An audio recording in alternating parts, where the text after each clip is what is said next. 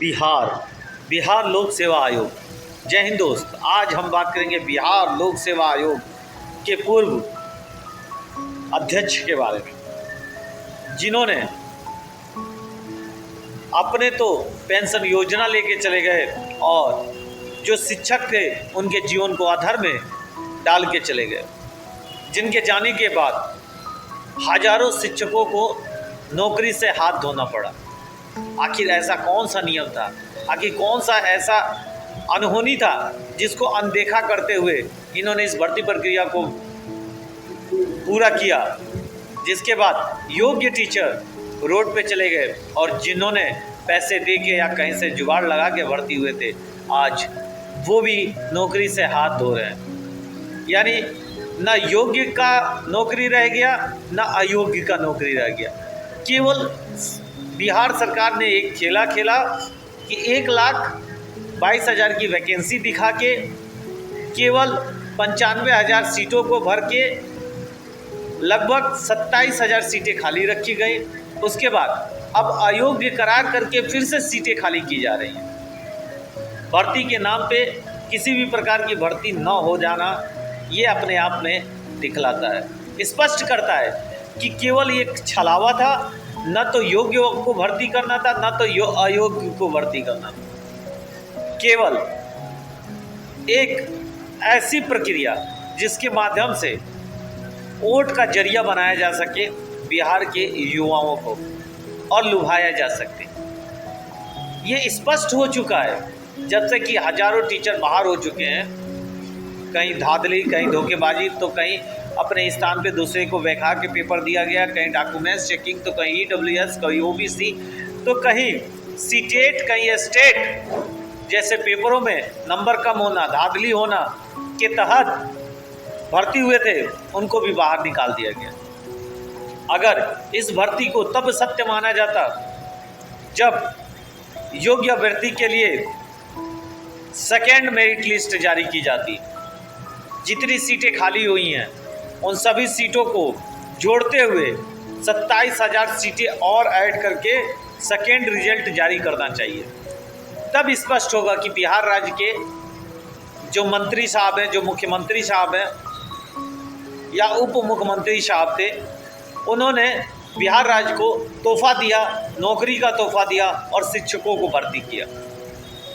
केवल भर्ती के नाम पे सीटों को निकाल देना और उतने ही अवैध लोगों को भर्ती करके पुनः बाहर निकाल के सीटों को खाली कर देना स्पष्ट करता है कि बिहार के युवाओं के साथ, बिहार के गार्जियन के साथ छल कपट किया गया है। अभी आपने देखा कि EWS, OBC, SC, ST के अदर स्टेट के लोगों को छूट किस आधार पर दिया गया? आखिर उनके कागज को चेक क्यों नहीं किया गया? डॉक्यूमेंट चेकिंग में उनकी वेरीफाई क्यों नहीं किया गया?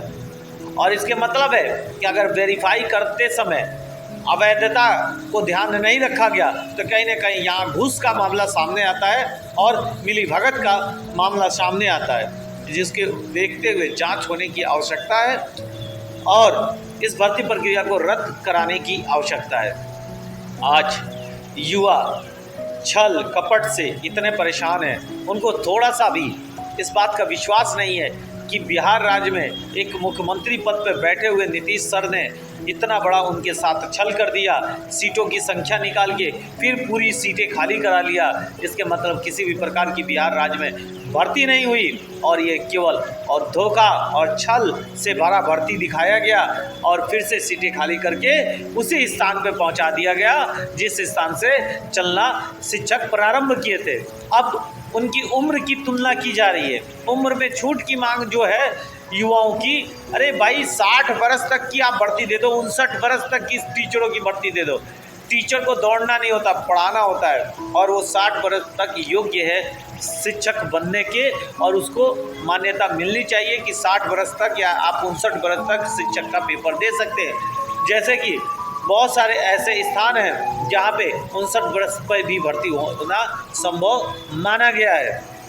बिहार राज्य में अगर इस बात को तय कर लिया जाए कि जब तक आपकी उम्र है 55 वर्ष, 56 वर्ष या 59 वर्ष, तब तक आप भर्ती देख सकते हैं, निर्धारित नहीं होना चाहिए कि आप इतने ही पेपरों में केवल बैठेंगे, और सभी सीटों को सापेक्ष और सही तरीके से भर्ती करके उसका रिजल्ट जारी करना बहुत अधिक आवश्यक है। आज हमारा देश इतना पीछे चला गया है कि अब लोगों को विश्वास नहीं हो रहा, देश के साथ साथ हमारे राज्य पे विश्वास नहीं हो रहा कि भर्ती जितनी निकली उतनी सीटें पुनः खाली करा लिया गया। इसके मतलब है कि केवल बिहार नहीं, पूरे हिंदुस्तान के साथ छल किया गया है। तैयारी 1.0, 2.0 भर्ती प्रक्रिया में अब जातिगत बातों को भी लेके धांधली दिखा है, जातिगत आधार पे भी लोगों ने धांधली किया है। इसके अलावा SC, ST, OBC, EWS में लगातार आवाज़ उठाने के बाद जांच हुआ और अब पकड़े जाने वाले लोग के ऊपर कार्रवाई हो रही है। आप समझिए, ये शुरुआत में ही कार्रवाई हो गई होती, जांच कर लिया गया होता तो आज योग्य टीचर नौकरी पाए होते, लेकिन आज अयोग्यों को नौकरी दे दिया गया है। अब उनको नौकरी से भी बाहर निकाला जा रहा है। आप सोचिए, सरकार की अलग से तंगी हो गई, सरकार ने जो पैसे दिए उसको अलग से वापसी देने वाले शिक्षकों को परेशानी होगी, उन्होंने जो घूस के माध्यम से भर्ती हुए उनका सारा पैसा बर्बाद हुआ। तो इसके मतलब है कि अगर सरकार दोषी नहीं होती, सरकार शुरुआत से ही सही कार्य कर रही होती, तो आज जो बिहार का दशा है, जो शिक्षकों का दशा है, वो सबका सही होता और सही दिशा की ओर कार्य होता। आप जान जाइए कि EWS के आरक्षण के लाभ में अदर स्टेट के लोगों ने EWS का फॉर्म भरा है और EWS का आरक्षण लिया है।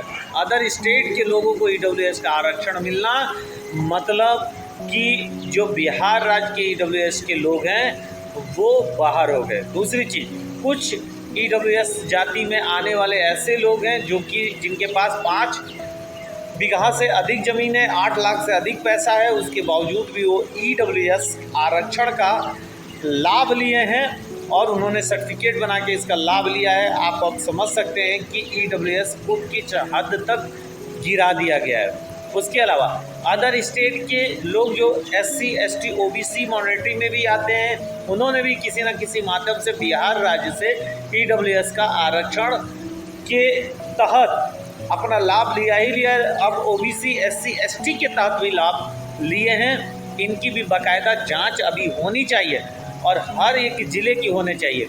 कई ऐसे ज़िले हैं जिनके नाम सामने आ रहे हैं जहां पे अभी तक जांच नहीं हुई है और वहां के अवैध टीचर आज भी नौकरी कर रहे हैं। तो समझिए, आज बिहार राज्य किस तंगी से जूझ रहा है और मुख्यमंत्री साहब द्वारा जो कार्य करवाया गया, उन दोषियों को पकड़ने की आवश्यकता है। मुख्यमंत्री की छवि धूमिल हुई।